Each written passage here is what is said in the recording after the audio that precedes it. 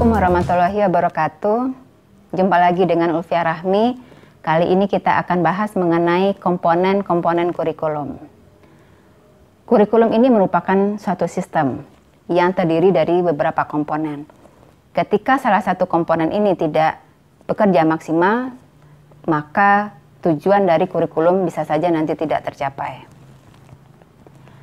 Komponen yang pertama adalah tujuan.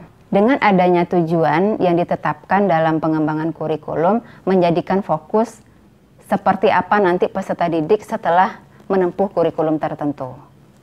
Tujuan ini mencakup 3 hal, ada tujuan dengan ruang lingkup lebih besar, istilahnya EMS, itu adalah tujuan pendidikan nasional.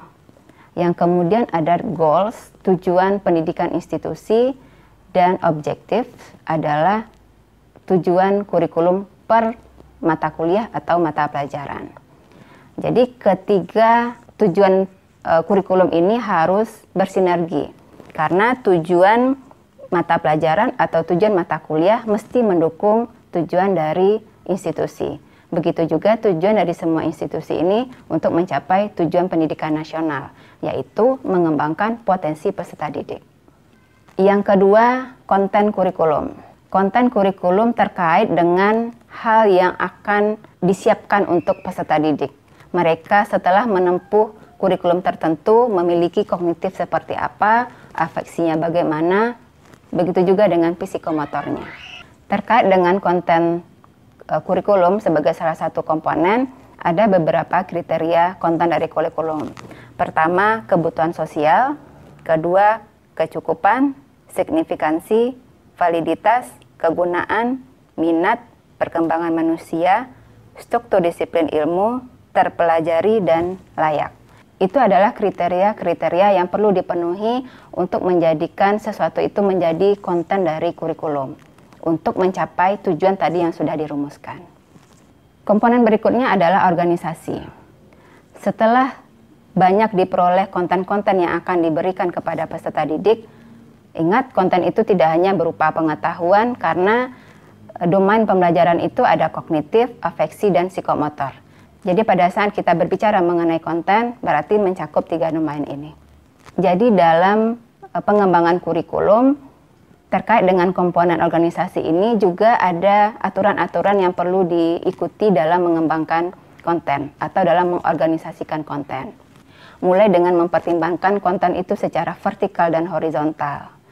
Organisasi horizontal ini terkait dengan integrasi dan ruang lingkup. Bagaimana suatu konten itu bisa saling terintegrasi sehingga peserta didik dapat mengkaitkan satu materi dengan materi lain. Misalnya pada saat kita membahas materi fisika, di situ barangkali bisa diintegrasikan ada kimianya atau mungkin matematikanya, bahasa Indonesia dan lain sebagainya.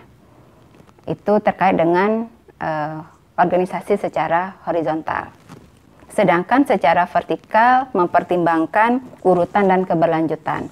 Bagaimana urutan secara sistematis dari satu konten ke konten yang lain. Kita perlu pertimbangkan dalam menyajikan konten itu kita berikan konten-konten yang mudah, baru ke arah yang sulit. Istilahnya dari materi-materi yang sifatnya konkret ke materi-materi yang sifatnya abstrak. Organisasi vertikal ini juga berkaitan dengan mata pelajaran apa yang sudah ditempuh oleh peserta didik. Dan hal itu tentu menjadi dasar untuk mengembangkan kegiatan belajar yang akan dilakukan. Karena itu menjadi pengetahuan awal bagi peserta didik. Kemudian apa yang kita ajarkan hari ini tentu juga harus menyokong mata pelajaran atau mata kuliah apa selanjutnya yang akan diambil oleh si peserta didik. Yang terakhir adalah evaluasi kurikulum. Evaluasi kurikulum ini terkait dengan 2 bentuk evaluasi, evaluasi proses dan evaluasi hasil. Evaluasi proses itu sudah dimulai sejak pertama kali melakukan analisis tujuan kurikulum. Jadi proses dari penyusunan tujuan, penyusunan konten, organisasi, dan penerapan itu dievaluasi setiap prosesnya. Setiap evaluasi pada proses dapat memberikan rekomendasi untuk menjadikan program tertentu lebih sempurna. Sedangkan evaluasi sumatif untuk menilai capaian dari tujuan yang sudah ditetapkan. Jadi tujuan menjadi indikator keberhasilan. Ketika tujuan tercapai, bisa dikatakan pembelajaran atau kurikulumnya efektif. Itulah beberapa komponen dalam kurikulum menurut Hilda Taba. Ada beberapa komponen lain yang diturunkan juga oleh para ahli, silahkan dikaji lebih dalam. Tetapi pada dasarnya kurikulum itu terdiri dari 4 komponen. Demikianlah pembahasan kita kali ini, mudah-mudahan bermanfaat. Assalamualaikum warahmatullahi wabarakatuh.